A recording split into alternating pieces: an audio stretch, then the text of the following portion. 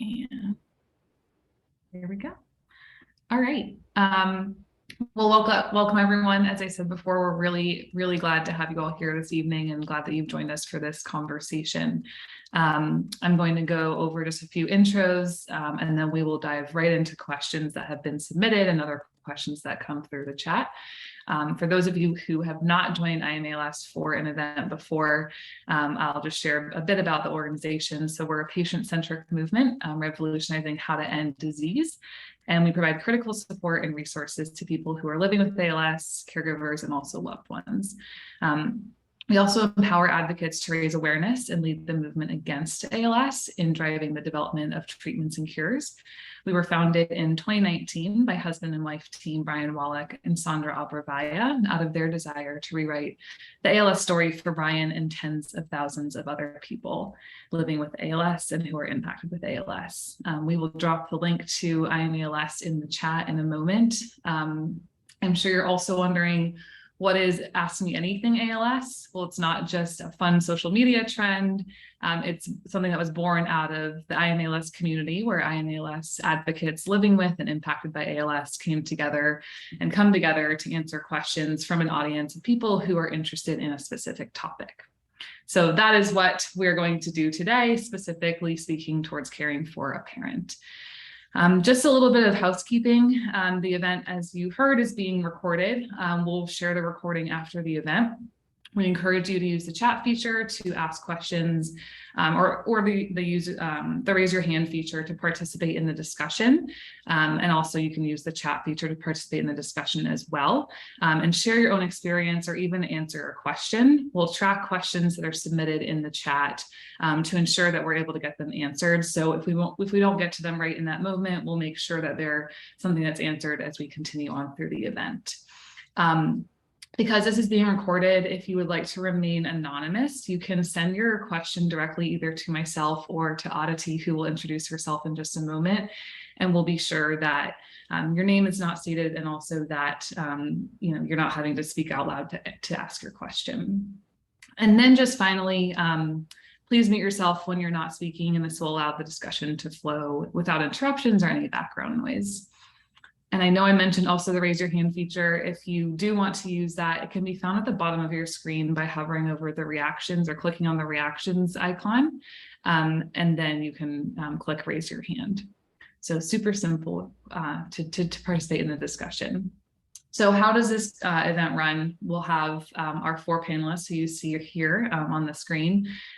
We've distributed their bios ahead of time, so they're going to have a moment just to share about themselves, but you can also reflect on the bios that were shared via email. And then so they'll introduce themselves, and then we will again dive right into the questions that were submitted. I'm going to pass it over to Aditi, our Director of Community Support at I AM ALS, who's going to share just a bit about herself and her role at I AM ALS. So Aditi, I'll let you take it from here. Thank you, Blake. Hi, everyone. As Blake mentioned, my name is Aditi Narayan Winkoff, and I'm the Director of Community Support at I AM ALS. I am a master's level social worker, and I joined I AM ALS and the ALS movement a little over 3 years ago.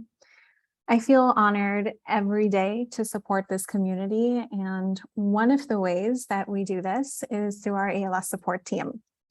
I don't have to tell all of you that ALS can feel overwhelming and isolating. We created the ALS support team because we wanted people to know that from the moment they connected with us, we would be here for them, for you. We will be your fierce advocates, your resource specialists, and your listening partners. We're here today as well. So if you need one-on-one support at any point during this conversation, please feel free to send me a direct message. And if you need any one-on-one assistance or support beyond this conversation, I'll drop our email and our phone number in the chat so that you can contact us at any time. And lastly, after this conversation, we will work on collating some helpful resources, and we will likely distribute these next week. So keep an eye out in your emails. And with that, back to Blake. Thank you very much. So we will start with the bios or intros with each of our panelists. So Tony, I'm going to pass it over to you. And if each of you could just share your name, location, connection to ALS, and then just share a bit about how it felt when your parent was diagnosed with ALS. Yeah, so hi everyone, my name's Tony Rosello. I'm originally from Philadelphia. I'm living out in Old Town Scottsdale, Arizona right now, outside Phoenix. My dad was a Vietnam War vet. He was diagnosed with bulbar onset ALS in March of 2020, and he passed in October of 2020. The initial diagnosis that came about was, just it was a tough pill to swallow. I have a lot of friends that are in the medical field, and having conversations with them, knowing how fast this thing was going to progress, it was a tough pill to swallow. After his short battle, I found I AM ALS. I've joined the community outreach teams as well as the veteran affairs teams. And you guys are definitely in the right spot right now to learn some good information. And also is, to look towards, getting involved a little bit further. This is the right spot to be. Thank you, Tony. We're glad to have you involved in so many different ways. Kendra, I'll go ahead and pass it over to you. Hi, everyone. My name is Kendra Womack. I am from Reidsville, North Carolina, and I currently live in the Raleigh-Durham area. My connection with ALS is my mom was diagnosed in 2019 with bulbar onset, and she passed away last year in 2021. My mom was diagnosed with ALS. It didn't hit me at first because I really had no idea what ALS was other than doing the ice bucket challenge, like maybe a year or so beforehand. Other than that, we were just thinking, oh, this is something that's going to get better. But a few months later, it definitely hit us that this was something that wasn't going to get better. So it was hard. It was really hard. Basically coming to terms with what it was once we understood what it was. And I have been with I AM ALS for maybe about 3 or 4 months now. So I'm just really getting involved, but I am happy to be here. We're glad to have you too, Kendra. And we hear that all the time about people thinking that their diagnosis is that they're going to get better because they're just not aware of what ALS is. Sarah, I'm going to go ahead and pass it over to you. Hi, everyone. My name is Sarah Trott. I am from San Diego. Oh, there goes my Siri. Every time I say Sarah, Siri pops up. Sorry about that. I am from San Diego. I currently live in Los Angeles, California. I was in college when my dad was diagnosed with ALS, so I can really speak to that experience of being young and finding out your parent, your lifelong cheerleader, my dad, in this case, was diagnosed with a terminal illness, and just how difficult that is and what a tough pill that is to swallow being a young person.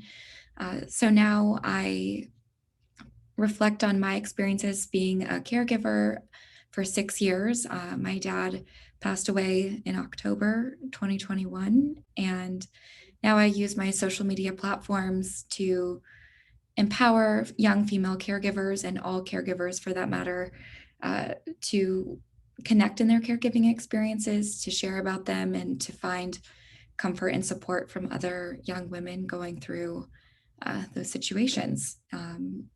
I was also on The Bachelor season 25, and so I was able to share about my experiences on a very large national platform. And I'm just really grateful to be here with I AM ALS.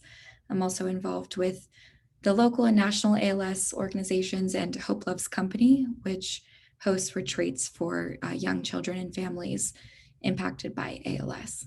So thank you for having me. Thank you, Sarah. And Sarah also does an incredible amount of work with her Facebook group, Sarah's Caregiver Community. So I know we'll be sharing some information about that after the event too. Gretchen, last but not least, I'll pass it over to you. Hi, everybody. My name is Gretchen Duffy. I live outside of Philadelphia, Pennsylvania, with my husband and 3 kids. And my connection to ALS is through my mother. She was diagnosed about 4 years ago and passed away 3 years ago. And for the duration of her illness, I was her primary caregiver in our home. We actually both moved into a new home so that my family could care for her. When she was diagnosed, I remember feeling like somebody had punched me in the stomach. I remember that feeling of being like winded. I was so sad and angry and upset. I was actually 17 weeks pregnant with her 3rd grandchild when she was diagnosed. And I just remember being just like so pissed off that the new baby might not know, who was arguably the greatest grandmother on the planet. I'm just going to go ahead and say, because she was really great. But after she died, I became involved on a handful of different I AM ALS community teams. And I hope that we can all lend an ear and our experiences to everybody tonight. So thanks for hosting this event. Thanks for having us. I think it's going to be a really great conversation. Thanks, Gretchen, and thanks for sharing that really raw emotion. I think we'll have more of that throughout the night. At this time, we're going to go ahead and jump into the questions. I want to encourage attendees, people who are here who just signed up, to share if they feel like they would like to. Again, both in the chat or by unmuting yourself once our panelists have also answered the question. We hope that this is very discussion based. And at this time, we'll go ahead and jump into the first one. So the first question we had submitted is for Gretchen and Kendra. And the question is, where does one learn to care for a person living with ALS other than YouTube and winging it? Okay, so in fairness, YouTube and winging it is what a lot of us did. And so that's a totally valid place to start searching for information. I just want to give a little disclaimer before I jump in. So I came from a bit of a medical family. My mother was actually a physician, not a neurologist, but she was a physician. I work in healthcare. We have a couple of close family members who were an OT and a SLP as well. But even still, I spent a lot of nights being a good 30-something and being up till 2 a.m. Googling. I learned a lot by searching and reading the Facebook groups. I feel like there's a lot of good discussion on some of those. But still, resources 3-4 years ago were pretty scarce. I remember my aunt sent me a PDF she found that was published in like 2005 by an OT who had cared for her father. But it was a really helpful guide because it went like category by category, not just about the big stuff, but about like, how do you floss your teeth as the disease progresses? How do you cut your food? It was like very helpful to go like step by step. But I know that I AM ALS and a lot of other organizations have done a lot of work in the last 3 or 4 years to update some of those resources. But the one tidbit that I wanted to offer is that we found that we got the most help out of our clinic when we were really, really specific about the questions that we had. So like eventually we realized that if we kept sort of a laundry list at home and we fired really specific questions at them, that we got the most back. I remember at one point my mother asked, because I was very, very pregnant, transferring her by myself, which was probably dumb, but it was we were in survival mode. But I remember when she asked for transfer training from clinic, they were able to arrange a physical therapist to come out to the house. And that was the most help. They might not have known a whole lot about ALS specifically, but that was so, so practically helpful for our family to make sure that we were being safe at that stage of her illness. And the physical therapist suggested that an occupational therapist come out as well. And again, she was so, so helpful. She came into our bathroom and she was helping us rearrange things, like really practical things to help us kind of get set up and help us be successful at that point. So, and again, the more specific questions we came up with, the more home visits the therapists were able to justify, because if they could write down, hey, I need to come back to talk about X, Y, and Z, then insurance would pay for more and more visits. So that's a tidbit I wanted to offer.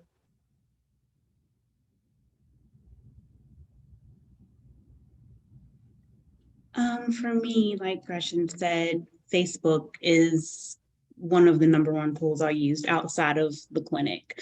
My mom was fortunate enough to get into the Duke ALS clinic a week after her diagnosis. So we had resources almost immediately before she was able to get any type of healthcare plans or anything like that, Medicare and things set up. So they were very, very helpful. She got her feeding tube a few hours after she was diagnosed. The doctors at Duke were very, very helpful at the hospital before she was even discharged after she found out she had ALS. So that was very good for her. But in other situations, I highly recommend Facebook groups. The ALS Association was very, very helpful as well. Organizations like I AM ALS have been game changers for us in regards to basically having the resources to get things done, especially when it comes to having your home modified. We were able to get wheelchairs, ramps, and things of that nature. So those were the best resources for us. Facebook groups, Googling, reading articles, definitely.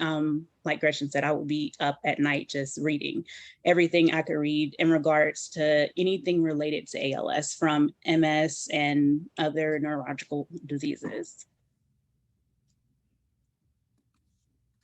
Thank you both. And I'm glad that you actually brought up the Facebook groups. And we do have a question in the chat that's about the Facebook groups that I'd love to pose to both of you. And I also want to share with everyone here that we've created a resource that lists out all ALS related Facebook groups that we've been able to find. And we're actually expanding that one right now to include some more general Facebook groups about living with a disability, feeding tubes, things like that. So that page will be updated soon, but I'll bring it back to actually all of our panelists to ask the question, what are some of the most useful Facebook groups you've utilized in the past or present?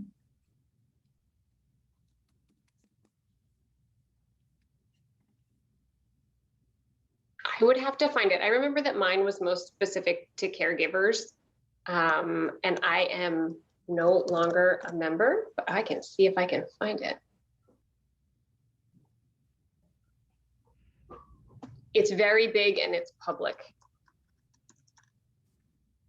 There was also one that was private as well. That was helpful too. It was just a lot smaller. This is one, I'll drop it in the chat. And I think also the great thing about Facebook groups specifically for ALS is that no question is a dumb question when you're going through something like that.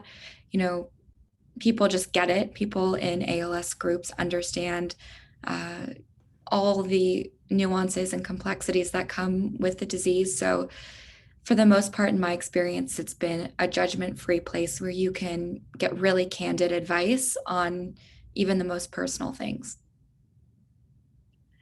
And I'm actually in some of those Facebook groups too, and you'll see, like you said, Sarah, a ton of questions, and those questions might get bumped down, but someone new joins the group and asks the same question, you know, a few months later. So it's never like the information expires. There's always new information also being shared.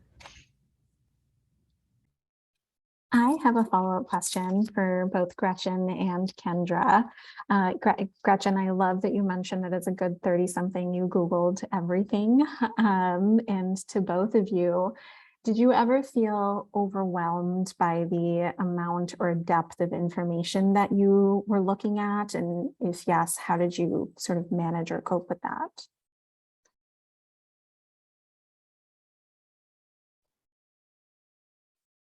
So I am a Googler. I never get enough information in regards to any subject. What became overwhelming for me was the negativity, I guess I could say, from some things I was reading. And I had to learn to kind of just look over that and pay attention to the information that I was looking for things that I needed to help my mom. Sometimes reading articles and being a part of Facebook groups can be overwhelming. You have people who come in and maybe they're not in the happiest of moods, and I completely understand that. I definitely get it. So on those days, I kind of just back from the group, or I stopped researching and took time to just focus on my mom and everything else that we had going on. And then I went back to the group or researching, because it can get a little overwhelming, especially when you're trying to find solutions for someone you care about.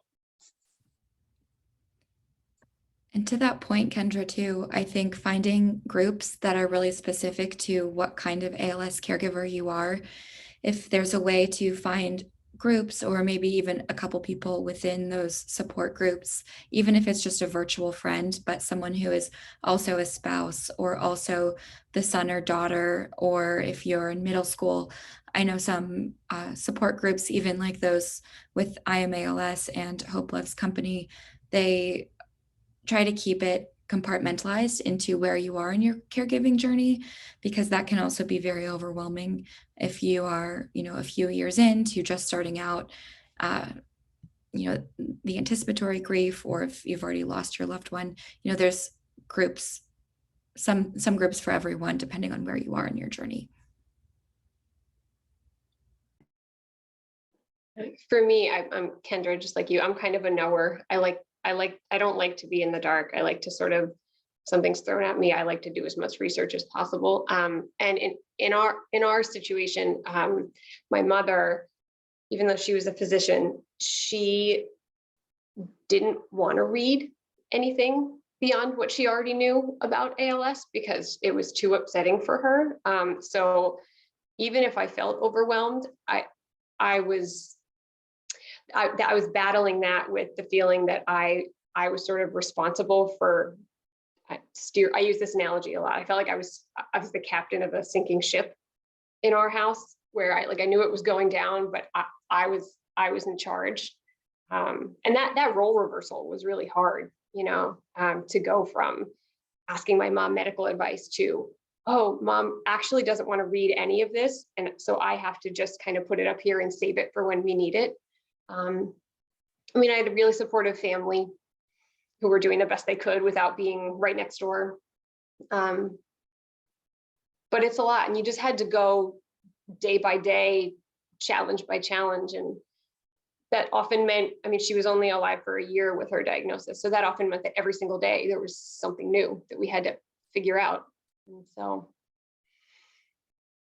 but again, it's you're surviving, and you just have to take it one day at a time.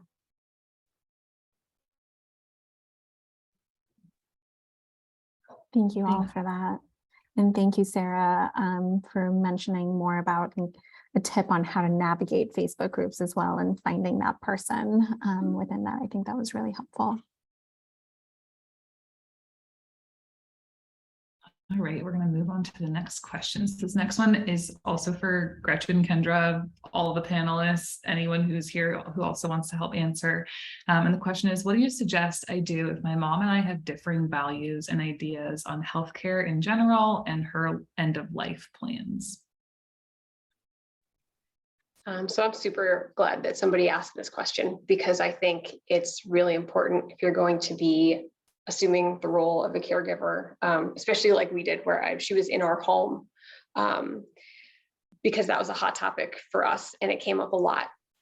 I will say, from an ethical perspective, I felt like by assuming the role of her primary caregiver, it was my duty to carry out her wishes to the best of our ability. And that was something I was sort of signing up for by assuming the role, by volunteering to do this. And I felt that as long as she could indicate consent or lack of consent for something big or small, which she could do up until the last day or two of her life, that I would do my best to try and honor that. But it turned out to be really challenging, because my mother had a very extensive advance directive that she put together prior to her diagnosis. But it actually turned out to not be super clear cut. And she refused to update it during her illness. So we asked her at several checkpoints, Mom, do you want to peek at this one more time, just to see if anything has changed? Or and she said, no, you have it, it's clear. Even when we said we weren't sure about certain things. So that was really hard. And it also turned out that my doctor mom really, really, really hated to take medicine, like any kind, even over-the-counter pain medicine like Tylenol. So not having that in our, even a possibility in our toolbox after, I don't know, multiple hours of trying to get her comfortable in bed and feeling like we were failing, it was really, really frustrating on a lot of nights. And, you know, my husband and I, sometimes we spent hours just sort of debriefing and crying and screaming to each other because we didn't want to do that in front of her. But I do think that we did two things somewhat successfully to help navigate this situation. We still let her drive. Nothing happened without her consent, or didn't happen without her consent. But I think first we picked our battles. It became very clear that she had some pretty strong opinions about what she wanted to happen and what she didn't. And so we didn't let every single one of those moments of frustration turn into a giant debate over her philosophy of care. But it did mean that when we felt really strongly about a particular issue, like when my brother and I sat down with her, like family meeting style, to talk about a PEG tube, she was really, really receptive to it because she could tell that it was something that was like extra super important to us, and we were willing to bring it up to her. And then second, we leaned on the people she would listen to. So by that, I mean, I don't know if anybody else experienced this, but it became clear very early on that I was captain in the house, but my mom didn't want medical advice from me. If I asked somebody else in my family or somebody else on the care team to share the same medical advice or medical tidbit or medical information that maybe I had read or found, it was like she never heard me say it, and she received it very positively from that other person. I don't know what that was about, but it was what it was, and it was just sort of the dynamic in our house. And I wasn't going to try and change it, so I just decided to try and leverage it. So that meant I was really paying attention to, if I felt like something needed to change or be added or subtracted or happen, then I needed to reach out privately to people on the team that she might respond to. And this came up at the end of her life. So she was on hospice for about 6 or 7 weeks. And she was really suffering, but was refusing all of the things that hospice could offer her, including medical management of her discomfort. So for example, one weekend I pulled aside one of the nurses who came to visit privately, and I said, you need to help us. If you guys agree that perhaps it's time to talk about medical management of her discomfort, as she stated she wanted to have happen in her advanced directive, then I need you to go into that room and present some options to her. And she did, and hearing it from that nurse was a totally different conversation than hearing it from me or my brother. And she was willing to kind of take that recommendation from them. So I felt like those were like the two things that we did to handle just difference in philosophy or values surrounding her care.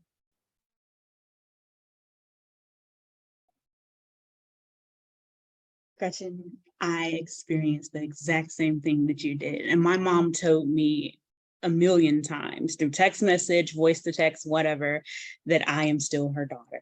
And I am not the parent, over and over again. So I had to have a conversation with my aunt almost every day just to say, hey, can you talk to her about this or talk to her about that? Because she took her work for goal. So I definitely understand that. With my mom, we were kind of on the same page medically. One thing I did not agree with was her do not resuscitate order. When she chose not to get a trach, of course, they said that, you know, this needs to be signed. This is what has to happen. That was one thing I did not agree with. I did something I maybe shouldn't have did. I ripped it up and acted like it wasn't there, and she just got another one. I was really angry about that. She did not want a trach, and I wanted her to live longer, even if she wasn't happy living longer. And that's one thing that I had to remember when it came to her medical decisions that she was making about her life and her health care. No matter what my opinion is, I can let her know how I feel. You can let your parent know how you feel, but at the end of the day, it's still their life and their health, and they are the ones suffering with this disease. And I cannot take the disease away from her and put it on me so I can have it. And I had to realize that, like, she is living through this alone. She's going through this illness alone, even though she has us as her support system. I have to respect all of her medical decisions. Of course, I always gave my input every single day, but at the end of the day was her decision to make. So just being respectful of their decisions and kind of sprinkling in your thoughts here and there definitely helps. And then sometimes having a third party, such as a doctor or nurse or someone who is knowledgeable with what's going on, be in the room when you have these difficult conversations to help have concrete plans about what needs to be done or what they want to have done, including their end of life plans.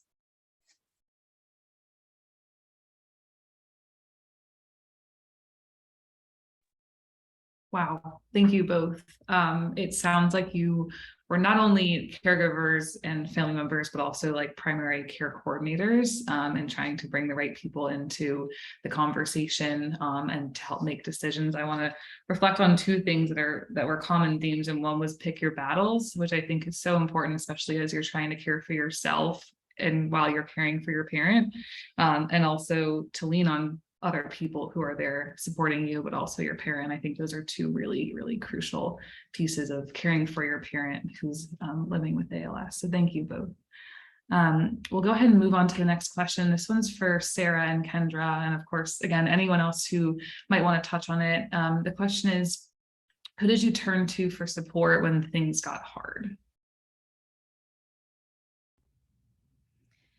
Yeah, this is a great question. I feel like it's so important to surround yourself with people who just kind of get it, who have been there. And that's a hard thing to do when you're dealing with a loved one with ALS, which is a rare disease. Not a lot of people get it. Sometimes the advice they give feels like it's, it has good intentions, but, ALS is a very specific and specialized disease. So when someone says, oh, well, I hope they get better, that's a really hard thing to hear sometimes because, we know there's no cure at this point. And so to surround yourself with people who understand it and have been there, if they're currently going through it or have been former caregivers, I think finding support in a digital community is essential and something that I wish I sought out sooner, because I remember feeling extremely isolated in college, trying to get advice from friends and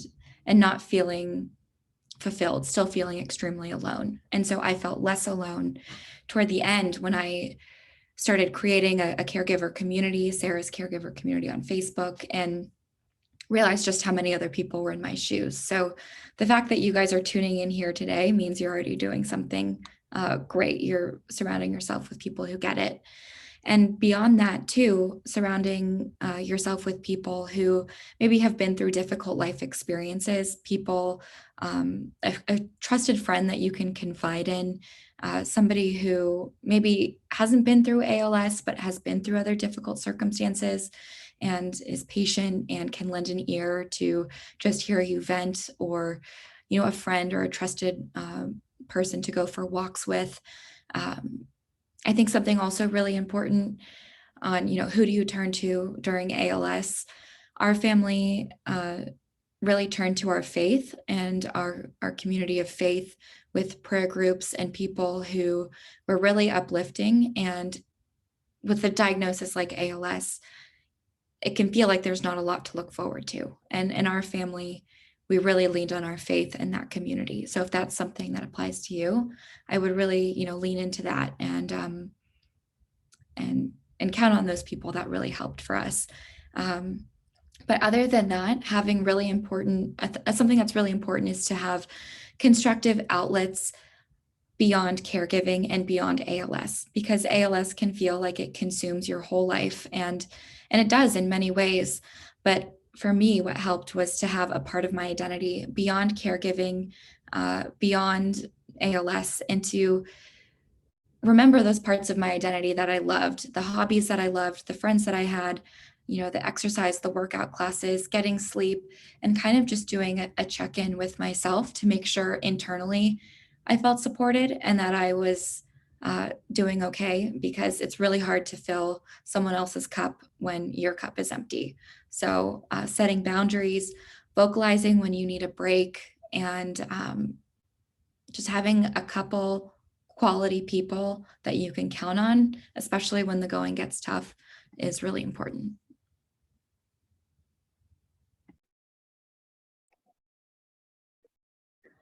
For me, me and my mom really leaned on each other. That's the first thing. We communicated a lot, and she supported me while I supported her. I know that kind of sounds weird, like the person with ALS probably shouldn't be the first person you go to, but that really helped our relationship while I was her caregiver.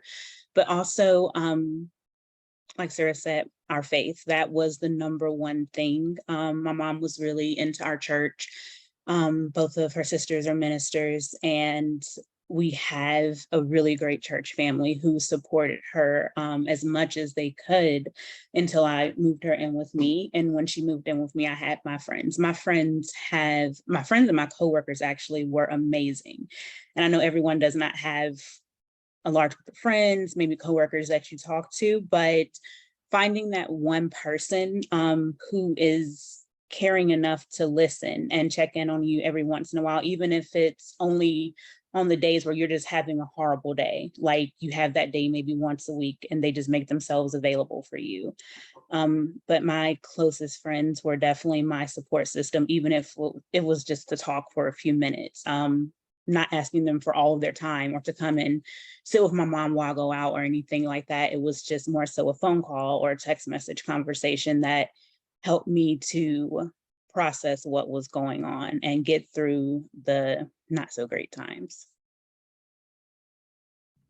And another thing too, Kendra, to add on top of that, something that I never even considered, but toward the end of my dad's life, brought into my routine was to talk to a therapist. And, you know, I wasn't sure what that would look like for me, but having a trusted professional who was one step removed from the situation, who was kind of a third party, not biased, and not having kind of a brain dump and that friend exhaustion, because even our closest friends and family who want to be there to support us with something as big as ALS, it can feel like an avalanche of emotion, and our friends and family can get worn out, from us as well, as much as they want to be there. So I remember having a therapist to talk to felt like a total breath of fresh air. And nowadays it's even more accessible than ever to find professionals to talk to, and affordable professionals. And I'm sure we could link some resources too at the end of this call as well. We absolutely can. Thank you both for sharing that. It sounds like there are different layers of people to turn to, both your friends who understand, who are first of all empathetic and also understand what it's like to go through a tough life decision or tough life experiences, even if that isn't necessarily ALS. Then there's the digital community, which doesn't really have any boundaries in terms of who you can connect with because it's digital. And then there's, like Sarah mentioned, a therapist. If you're able to access one, then that type of person is someone who can be a really valuable support person. We will go ahead and move on to the next question. And this one is for actually our ALS support team, Oddity. And this question is about, or the question is, how can my family get financial support when hiring paid caregivers? Great question. And firstly, I want to recognize that paying for a caregiver can be extremely financially taxing. And it is frequently rated as one of the highest out-of-pocket expenses for when it comes to ALS. So where do you get help? First, explore your parents' insurance benefits. Depending on what type of insurance they have, there may be some coverage for caregiving assistance, depending on what level of caregiving they need, and again, what type of insurance they have. In addition to that, there are organizations that help with providing some financial resources. to help offset the caregiving costs. And some of these organizations also vary their eligibility criteria based on your parents' level of progression, as well as where they live, because some of these organizations are local organizations and not very large, and also have limited resources. I will say that the charitable assistance, it often doesn't pay for an extended period of time, but it can be helpful, especially for short periods of time. And again, it depends on how much caregiving costs you're looking to alleviate in the span of maybe a quarter or a year. But depending on how often the caregiver is coming in, it can actually last for a good time, for a good while. And then also depending on where you live, your city or state may offer programs to help with financial support as well. And some states may offer compensation for family caregivers as well. So that is something to look into when you're looking at overall caregiving costs. I know that this is a lot to figure out and navigate. So I strongly encourage that you connect with an ALS support specialist. They can really help you identify and understand what your financial assistance options are. And I can post our email as well as our online link in the chat, so you know how to get in touch with us. Thank you, Aditi. As always, a wealth of information coming from you. The next question is a long one, but a very, very good one. So this person asked, my dad was diagnosed with ALS in 2015, and it's thankfully been a slow progression thus far. He's in Florida and I'm in New York City. To those children who live or lived far away from their parents, how do you juggle the responsibilities of your own life, job, and family while supporting a parent from afar, especially for an only child? And then the kind of part two to this, and I'll drop it in the chat, is how did you deal with the guilt of not being there? And how did you know when the progression had reached the point where you needed to be with them for an extended period of time or for the end? It's hard to navigate the time off from work, plus the emotional toll after a visit. Thanks in advance and sending love to you all. And I'll pass this over to Tony, Sarah, and Kendra, and Gretchen, of course, if you wanted to answer too. Yeah, so for me, I was living in Philadelphia at the time.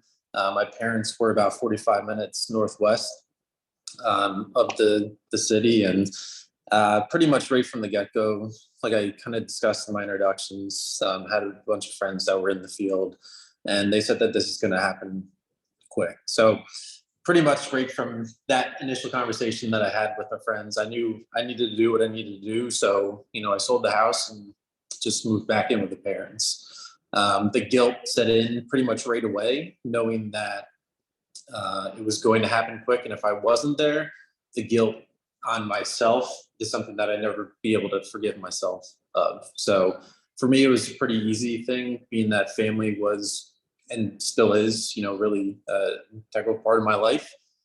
So knowing full well that it was going to happen quick, and kind of what the in and outs looked like, I also felt guilty, putting that burden just on my mom. She's an occupational therapist, so I know she could handle herself, and had seen that quite often in her field. But at the same time, I couldn't put her through that. So guilt is definitely a big thing up front, but when you actually take a step back and realize it's family at the end of the day, and you're going to do whatever you need to do for them. So pretty much right from the get-go, I just made the decision, I'm going home. I agree too, Tony. That was kind of my philosophy as well. Once you get the ALS diagnosis, it's 2 to 5 years if you're lucky. And so just knowing that, devastating and, overwhelming feeling, I made the decision to move home eventually. But when my dad was first diagnosed, I was in college. I was at the University of Missouri, and my family was back in San Diego, California. So it's not like I could just hop in the car and get over there. So at that time, I wasn't sure if I should, quit school, if I should go to a school closer to my family. And, my dad was really adamant that I continued getting my college degree and being at the school that I wanted to be at, but just made an extra effort to fly home for Thanksgiving and Christmas and spring break. And I remember as a young person feeling guilt and frustration, seeing my friends, going to do, fun things as one would do in, on their spring break, and feeling this excitement to go home and see my family, but also just this push and pull of resentment of being in the situation that you're in, which I think is a totally fair and valid feeling, to resent ALS and to be so angry that it's uprooting your life and some of the decisions you would make, especially as a young person.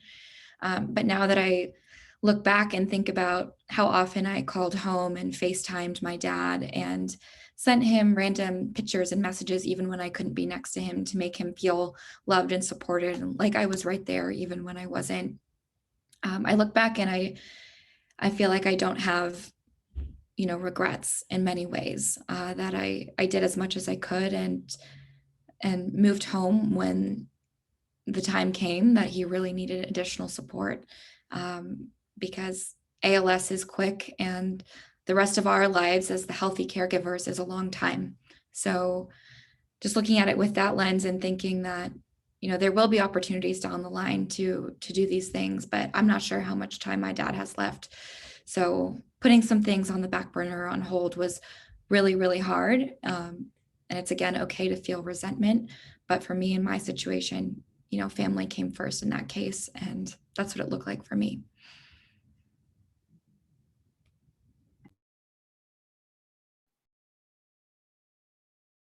For me, my mom was about an hour, maybe hour and 45 minutes at the most away from me. But her ALS clinic was actually here in the Raleigh-Durham area with me. So I did get to see a lot of her when she was first diagnosed. I would go home as much as I could, not as often as I could have. And I don't want to say I regret that, but I was still in my this isn't real phase, I'm assuming. But when she started to progress, I went home a lot more, and it became very taxing on me, because I was working a full-time job as well.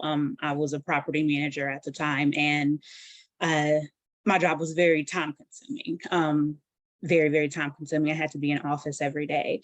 But when she fell for the second time, I had just started a new job. I quit my job the same day I started it. I went home and got her and brought her here with me while I looked for another job. It was hard. I wanted to keep her home at her home so she could be comfortable, but the circumstance was I needed to have her here closer to her doctors and closer to me, where I could actually work to help support her.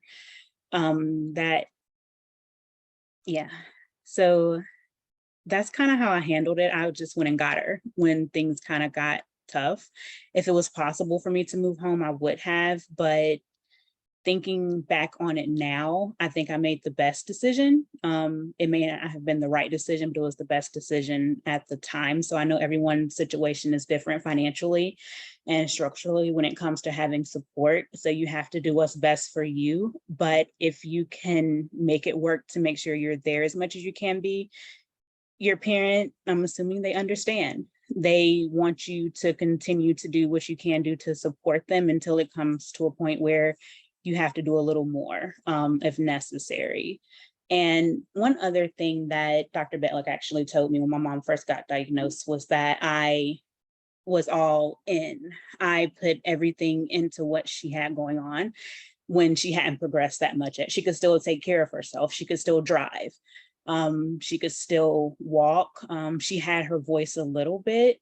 She did have her feeding tube, but she couldn't eat anything unless it was pureed. So she was pretty much still taking care of herself.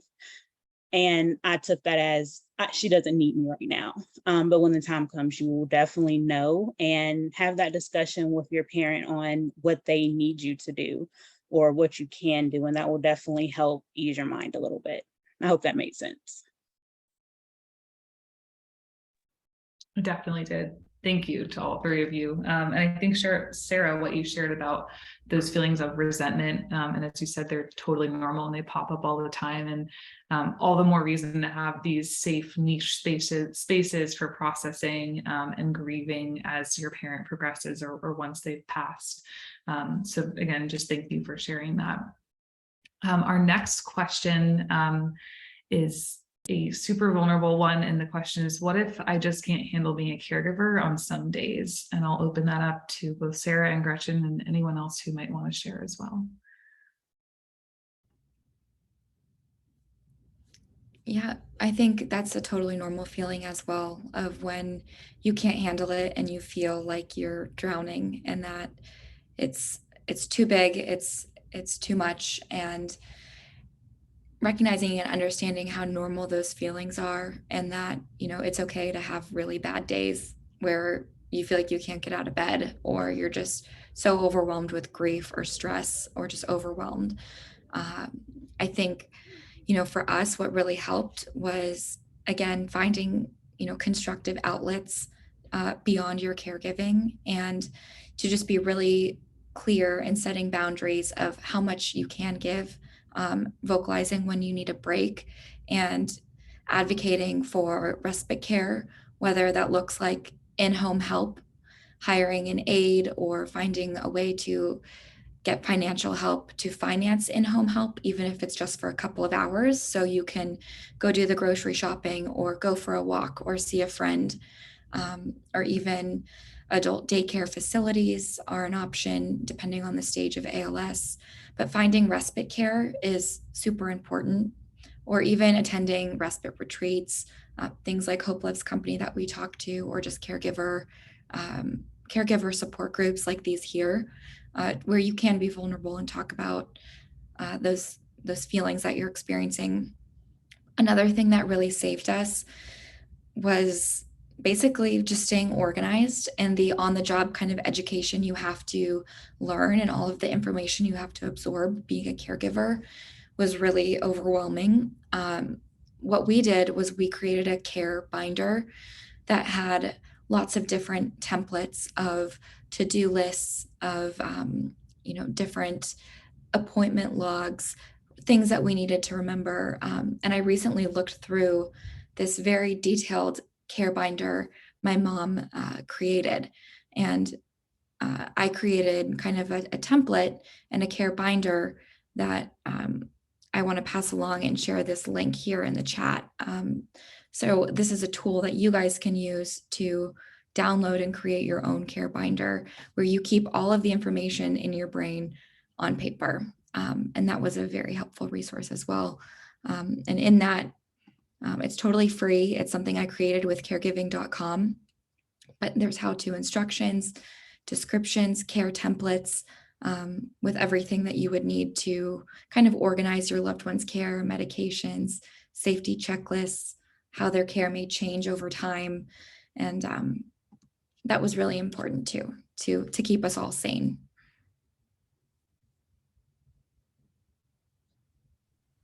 That's really awesome, Sarah. I wish I had had something like that. So it's so hard. Being my mother's primary caregiver was without question the hardest thing I ever did in my entire life. So it's a really, really normal feeling to have, that there are going to be days where you just, I can't take it anymore. I don't know what I'm doing. And I don't know that I was the best at self-care, so I don't want to advertise, you know, things that I did or didn't do. It's something that I wish I had done a little bit better and invested a little bit more in for myself. It's something I've worked hard on since she passed to help me navigate grief, for sure. But I wanted to offer kind of a practical answer to this question a little bit, because it's hindsight's 2020, right? And it's one of the things that I wish that we had done that we didn't do. And that is to invest the time and effort, if you are able and have a network to do so, before it's necessary, to make sure that there's a rotation of people who can help you provide care so that you can get a break, whether that be hired assistants or other family members, et cetera. So we did start to engage a few hours a day of a home health aide when I had the baby, because obviously I couldn't lift my mom after I had the baby. But it was only a few hours a day. And as the disease progressed, even those few hours, there wasn't much that they were able to get done. My mom also was really stubborn about it, mostly wanting it to be me who took care of her. So as her disease progressed, she didn't want my husband to help. And she turned down a lot of other people. So at the end, when it gets really, really, really intense, it was just me. And I also had 3 little kids. I mean, most of the time I took care of my mom with a baby in a bouncy seat right next to me. It was absurd. And you know, in those final few months, even when we had aides or had family visiting, as the disease gets more medically complex, there's less that even a home health aide can do. So they would start to say things to me, like, even if they were there, hey, Gretchen, I'm not allowed to touch her peg tube. I'm not allowed to do this. Our home health agency couldn't cut her nails. There was like a lot of really little random things. They couldn't touch a suction machine or a cough assist if she needed it. So by the end, even if somebody was in our home helping, I had to be within earshot. And that was really taxing. Like, not infrequently, my husband had to come get me out of the shower because my mom needed something. And obviously that's not sustainable, and it really took a toll on me. So if there's one thing that I can offer, it's maybe if you can find a network, again, of paid or just family friends locally who are willing to kind of do this with you so that you can step away sometimes. It may be a really valuable investment, so that you don't find yourself getting out of the shower halfway through with suds in your hair, to try and help. I will offer a story that my husband and kids and I had a short vacation planned that predated my mom's diagnosis. And it was scheduled to occur the summer that she ended up passing away, before we even knew about ALS. So we had planned to take the trip, having no idea that it was going to get that bad that quickly. And even though I knew that her disease was really advanced, I invested the time and effort, and I big barred and I stole to get daily hospice nurse visits while we were away so that I could take that trip. She died 10 days after we got home. And of all the things there might have been to be guilty about, I do not have an ounce of guilt that I took that trip with my husband and my kids, because those last 10 days were really, really intense. And I don't know how I would have gotten through them if I had not given myself a break leading up to them. So I realize, again, hindsight's 2020, and I wasn't always perfect at it, but if you can find a way to invest the manpower so that you can get away and get a break, I think it's a really smart investment to make.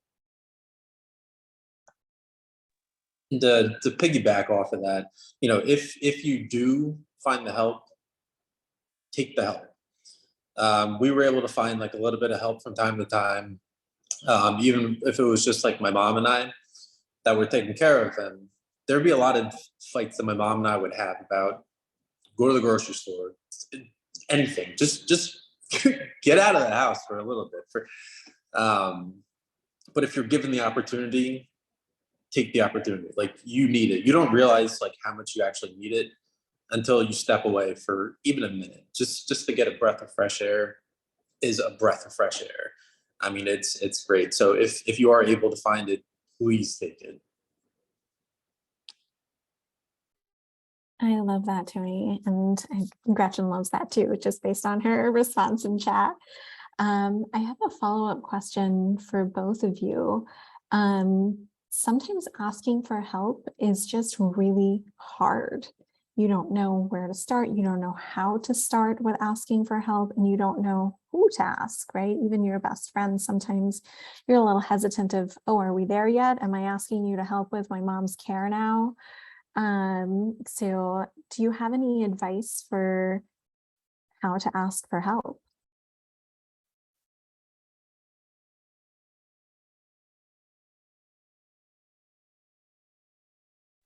yeah, so I didn't, right? But if I was going to go back and do it, we had a gaggle of out of town family members who visited as much as they could, but it was pretty infrequent.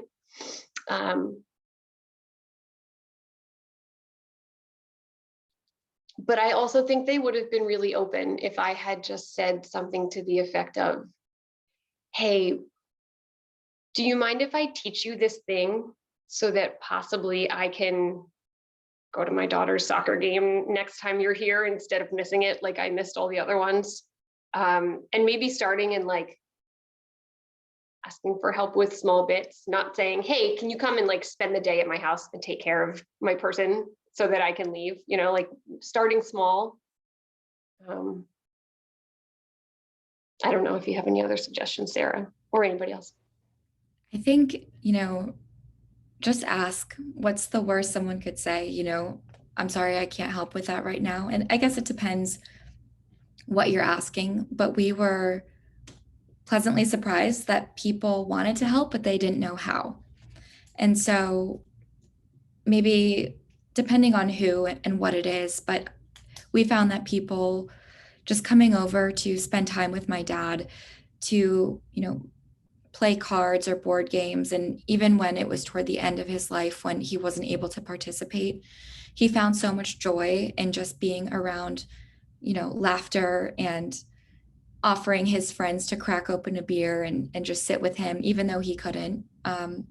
Having that comfort, just enjoy around him, because a lot of the time ALS feels like it rips out all the joy from our lives.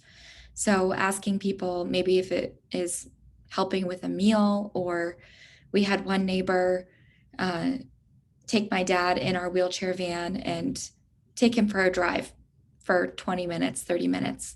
And, that gave my mom the opportunity to just sit on the couch and probably stare at the wall and just like have a deep breath for a minute, and all of us. So yeah, just to speak up and ask, and maybe you'll be pleasantly surprised who's ready to help and willing to help. Even the people that you think aren't your closest friends. If other people in your community get word that you guys might need help with something, seemed like people just came out of the woodwork sometimes.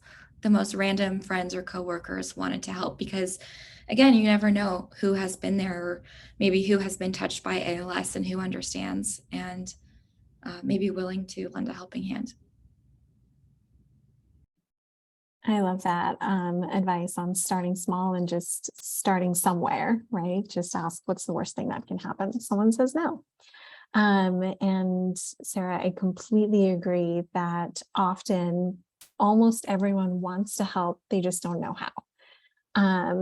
And so I'm sharing a resource in chat with a few ways that folks can help out in different ways, so that the next time someone texts or calls or emails and says, well, how can I help, or what can I do? And you yourself are not sure where to put someone into your caregiving circle.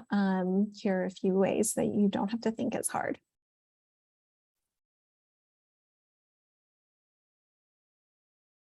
I know we are running we are actually over time. I know our panelists have all agreed to stay a little bit later, so I'm going to get to one or two more questions before we close out. This next question is for Tony and Kendra. And the question is, what are some tips on protecting your parents' privacy for things such as using the restroom or even communicating with other people? So kind of talking about, the last question that was posed there. My dad was very big into his privacy. He really didn't want, his day-to-day struggle out there in the public. So when it came to us, asking for help was tough because he didn't really want people to know where he was at. From his perspective, at least when it comes to privacy and such, using the bathroom, it's not exactly like a pleasant thing as is. So a lot of people who were to be at the house, it was pretty easy to get them to leave. The process is quite a process as well, from getting him into the Hoyer lift, cleaning and doing that whole process. But ultimately, it was up to him. He just didn't want people around when he was using the bathroom. So I'm sure it could go either way, where some people have like an open door poop policy or whatever the case is. But for him, he was very private in his manners when it came to the bathroom.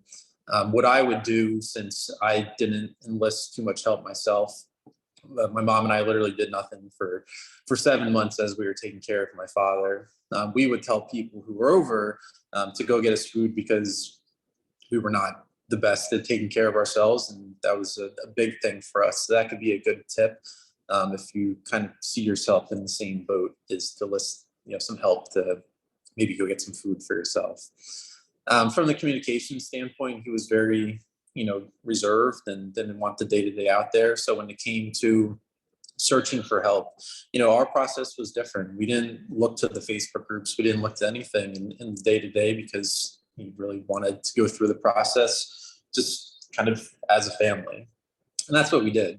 The one thing I can say about I AM ALS is after the 8 months, after his passing, 8 months afterwards is when I found I AM ALS and when I got involved, and the emotional roller coaster got easier day by day. So, if moving forward, or even right now that you guys do want to get involved, the I AM ALS and just ALS community as a whole, they're an insane group. I mean, the community is so strong, and you're in the right place today.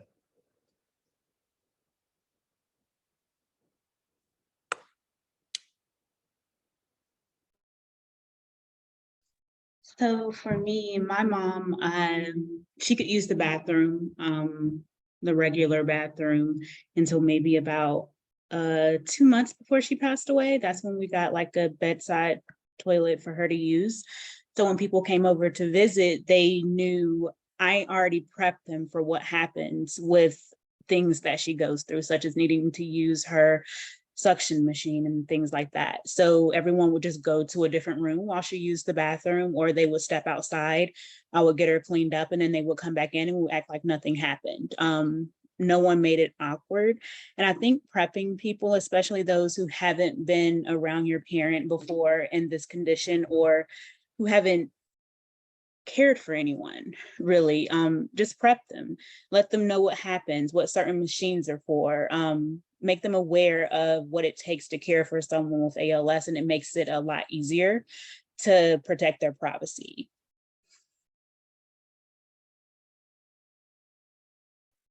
Thank you both. That's super helpful. I'm going to move just to one last question before we close out.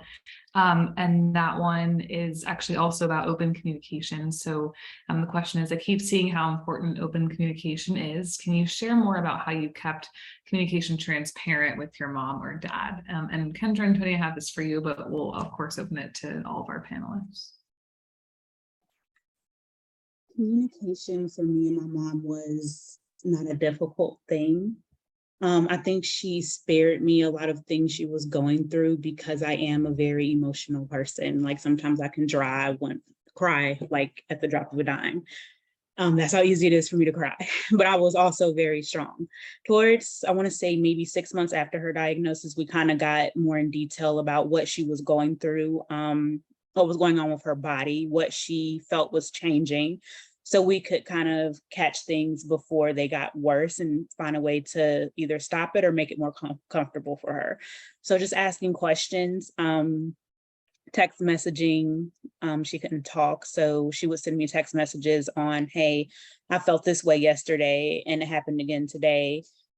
Let's talk about this. But making sure that, I don't want to say check your attitude around your parents, but making sure that your attitude is one that they feel that they can openly express what they're going through to you, so they do not hide things from you that could really affect their quality of life. You don't want them to feel as if, oh, I really shouldn't mention this to him because they're going to feel this type of way or it may upset them. Just make sure that you make your parent aware that you're there for them. They can talk to you about anything, and that will definitely help with the lines of communication and being open with each other. Yeah, I agree with all of that. You know, my dad's progression was very quick as well. You know, he passed in 7 months from diagnosis. He was just about without his voice at that point. And we didn't get the eye gaze machine until like 4 months into his diagnosis. So he was without, you know, communication for 2 months there. So we were just guessing at some points. So we really had to do our best part in listening, not physically, but, you know, to what works best, whether it be, you know, by using blinking, by asking a lot of questions, and truly listening to him. You know, I was 32 at the point when he was diagnosed. So, you know, I obviously thought I had some tactics that I thought could work. My mom obviously had the same because they were married for 45 years at the point. It was a lot of trial and error up front when it came to us, but when we actually just took a step back and listened to what he needed, it became a lot easier for us. Some days, you know, his mood would change from minute to minute, and it depended upon who was taking care of him too. Some days, you know, when it was my mom taking care of him, he seemed to be a little more emotional because that was like the love of his life, and not being able to be there for her, I know definitely was a big burden for him. And when it was myself, you know, taking care of him, I think he was still more so in the mindset of trying to be the leader of the family, have this hardened exterior. So for me, being more straightforward with my approach seemed to work better, or with my mom being a little more supportive in her approach worked best. Some days it was the opposite though. So you just need to figure out what truly, you know, works. But as Kendra said, you know, I think being willing to talk about death, being willing to be flexible when it comes to being straightforward or being more sensitive, depending upon what that minute requires, you know, encouraging questions from your parents and just staying flexible and open to new possibilities are all things that are just going to help you. Tony, you recapped that very well. And a lot of what I was going to repeat, I mean, making space for sharing with your parent and really being an active and open listener and having those tough conversations. And I think that is an ever evolving process, having these tough conversations. So we're right up on time. So I want to thank everyone for being here. I also want to share a reminder, and this will be included in the information we share post-event, but that we do have 2 different support groups at I AM ALS for caregivers, one for primary caregivers and one that is for secondary or distance caregivers and loved ones. So again, those niche spaces for people to share based on their specific experience as a caregiver. So again, we'll include that in the information we share post-event, along with the recording and other resources that were shared in the chat and both by our panelists as well today. So thank you all so much for being here. A huge, huge thank you to our panelists for sharing about their experiences, and for everyone also who shared in the chat. And to my coworkers, Odyssey and Hope, who are here to support today and provide support to everyone. We hope that you'll join us again for a conversation through an Ask Me Anything panel, or for one of our other conversations and events at I AM ALS. If you need us, I think we're going to drop our email in the chat one last time, and we'll share that again in the resource we share post-event. This has been the longest closeout that I've ever done, so I'm going to stop talking now. And thank you all again, just one more time, for being here. And we hope to see you again, and that we can support you in any way possible. Have a great rest of your evening. Thank you. Bye.